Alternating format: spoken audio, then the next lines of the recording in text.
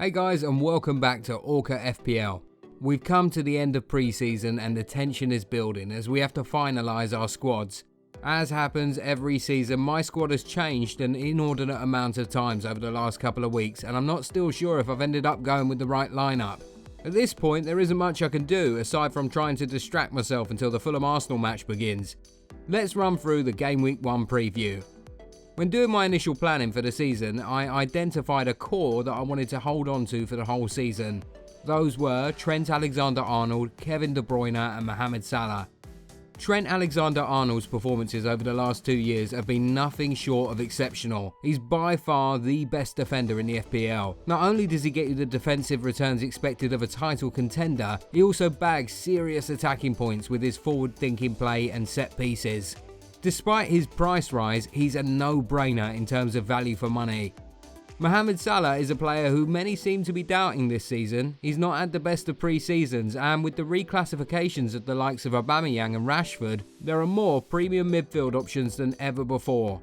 Despite the relatively poor pre-season, I still can't look past him this season, and he remains in my team. However, it is important to note I will not be captaining him in Game Week 1.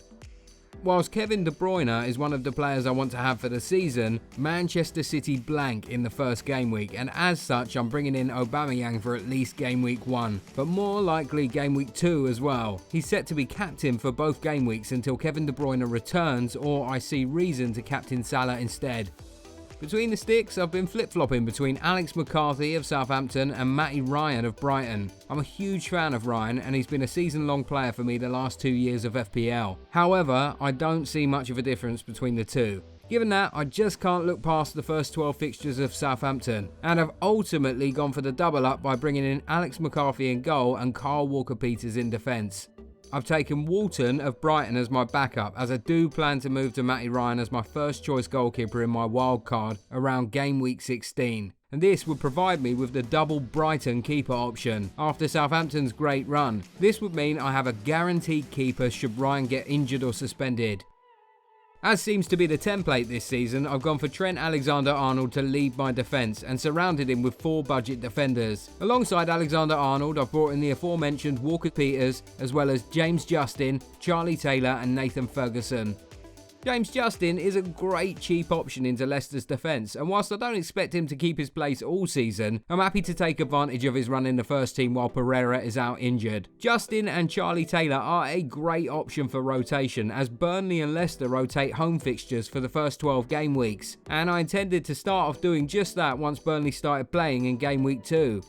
At £4 million, Nathan Ferguson is a bargain option who will likely be bench fodder in my side, but I'm hoping to pick up some price rises off him as he gains popularity once he recovers from his knee injury. Many people are likely to jump onto Tyrick Mitchell, who's also priced at £4 million, but I expect he will lose his place once Patrick Van Aanholt returns from injury.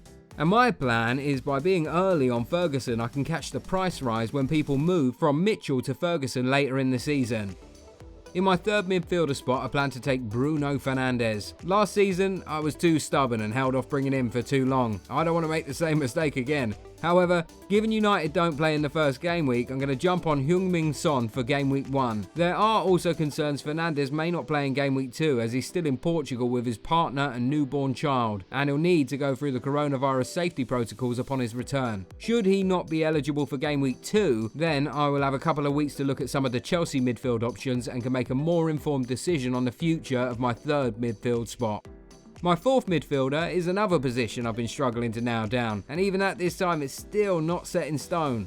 Originally, I was pretty set on Stuart Armstrong of Southampton. However, he's picked up an injury while on international duty with Scotland. As such, I've moved to St Maximin. But I also like the look of Souček, and having the extra $500,000 available to potentially move up to an Egan of Sheffield United or Sace of Wolves, St Maximin definitely feels like the better option long term, as he's not reliant on set pieces like Souček, and his team's been strengthened with the Bournemouth duo of Fraser and Wilson joining him. The decision will come down to whether he's worth more than an upgrade to one of my defenders. Let me know in the comments what you think. Who are you going for in your fourth midfield spot?